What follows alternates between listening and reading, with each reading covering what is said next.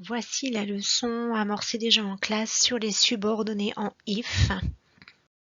Voici le tableau que vous aviez en classe, 5 questions auxquelles vous aviez répondu sur cuisinière et dans la partie de droite, des éléments, des exemples de réponses. Donc, what will happen if Blackadder brings the articles? Par exemple, if Blackadder brings the articles, he will win the bet. His guests will be very surprised.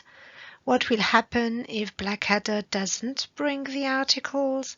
If Blackadder doesn't bring the articles, he won't win the bet. He will lose the bet. What will happen if Blackadder wins the bet? If Blackadder wins the bet, he will win £30,000. He will be very proud. His guests won't be very happy. What will happen if Blackadder loses the bet? If Blackadder loses the bet, he will be very disappointed. His guests will be very pleased. He will have to give £10,000 to each player.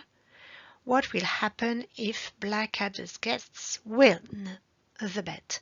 If Blackadder's guests win the bet, they will receive £10,000 each from Blackadder. N'hésitez pas à faire une copie d'écran, à vous imprimer ces phrases pour votre trace écrite. Bien, donc ici, vous avez un copier-coller des phrases de la page précédente, sauf qu'elles sont chacune sur une seule ligne afin qu'on puisse les comparer, relever les points communs. Certains, vous les aviez déjà identifiés en classe, d'autres donc, nous allons voir ça ensemble maintenant. Nous avions déjà remarqué que toutes les phrases commencent par if qui veut dire si, que cette phrase complexe, je vous rappelle, une phrase complexe, donc c'est une phrase composée d'une proposition subordonnée et d'une proposition principale. Cette phrase complexe est coupée en deux par une virgule et à la fin, il y a un point. On vient donc de parler de phrases complexes. Vous voyez clairement les deux propositions. Donc en fait, la proposition principale, elle est après la virgule.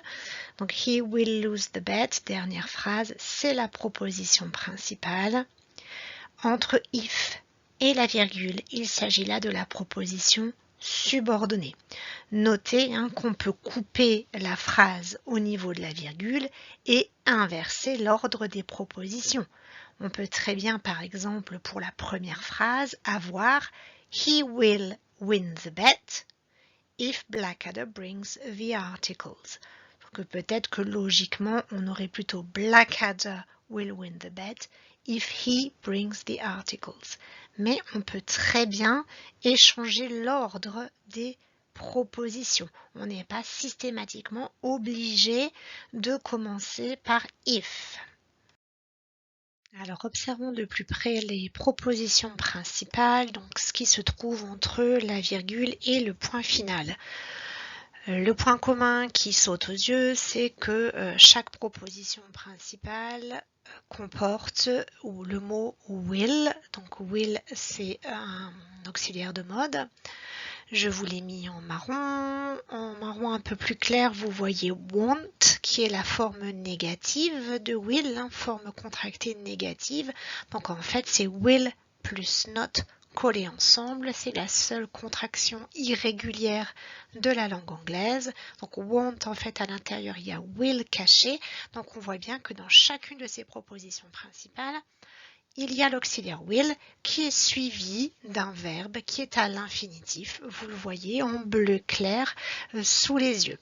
Un auxiliaire de mode est toujours suivi d'un verbe à l'infinitif. Donc il n'est pas nécessaire de modifier le verbe, on ne le conjugue pas, on ne met pas de terminaison, il reste comme on le trouve dans le dictionnaire. L'auxiliaire will sert à conjuguer un verbe au futur. Donc par exemple, si on regarde la première proposition, he will win the bet, ça veut dire il gagnera le pari. Win, c'est le verbe gagner. Et le will, en fait, c'est la terminaison du verbe en français gagnera En français, on rajoute une terminaison pour conjuguer le verbe au futur. En anglais, on met will devant. Donc ça sert à ça. Will sert à conjuguer un verbe au futur. Jetons maintenant un petit coup d'œil aux propositions subordonnées. Donc on va regarder le groupe verbal. Donc je vous ai mis les verbes ou les groupes verbaux en jaune. Brings, wins, loses, win et doesn't bring. On se rend compte que c'est du présent simple. Donc dans la proposition subordonnée, c'est-à-dire la partie entre if et la virgule, il faudra conjuguer le verbe au présent simple. Toutes les phrases du haut, on a affaire à une forme affirmative. Les deux phrases du bas, on a une forme négative. Les phrases du haut, brings, wins et loses, on voit un S à la fin du verbe puisqu'il s'agit de la troisième personne du singulier. If Blackadder's guests win, là par contre on ne voit pas de S puisqu'on n'est pas à la troisième personne du singulier. Doesn't bring, c'est la forme négative, c'est la troisième personne du singulier, c'est pour ça qu'on a does, doesn't. À toutes les autres personnes, forme négative, vous le savez, on aurait don't. Donc par exemple, they don't win.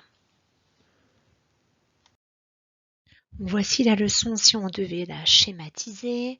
D'un côté, on a une proposition subordonnée qui est une hypothèse si il se passe cela. De l'autre, une proposition principale qui est la conséquence de cette hypothèse. Il se passera ceci.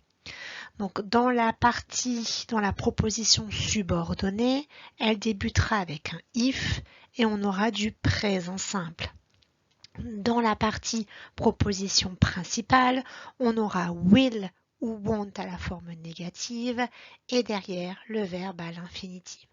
Concrètement, ça peut donner If I eat too much chocolate, I will be sick. Donc, si je mange trop de chocolat, présent simple, je serai malade, will plus be à l'infinitif.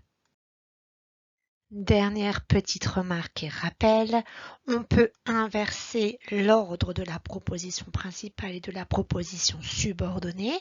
Donc, if I eat too much chocolate, I will be sick. On peut couper au niveau de la virgule et inverser les deux propositions.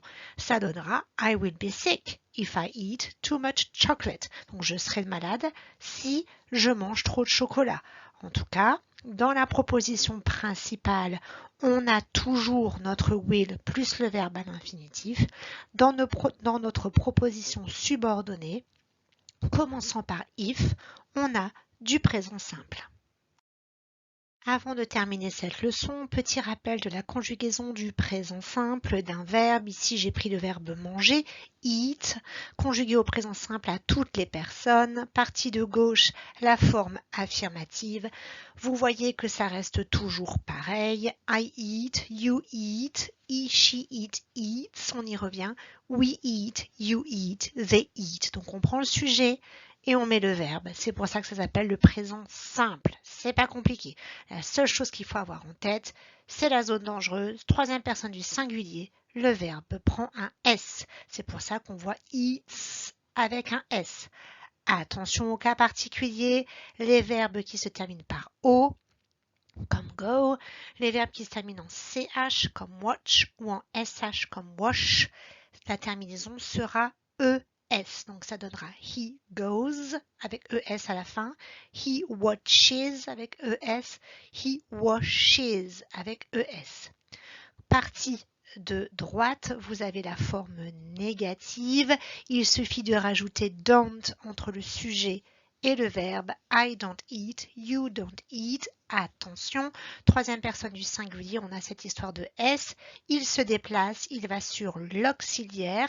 Donc on met doesn't. Et pour toutes les autres personnes, c'est don't. Voilà, cette leçon est terminée. N'hésitez pas à vous la repasser plusieurs fois pour bien l'assimiler. N'hésitez pas à faire une copie d'écran, à imprimer les phrases, voire les copier et à noter avec les différentes couleurs comme je l'ai fait dans cette présentation pour que cette leçon rentre bien.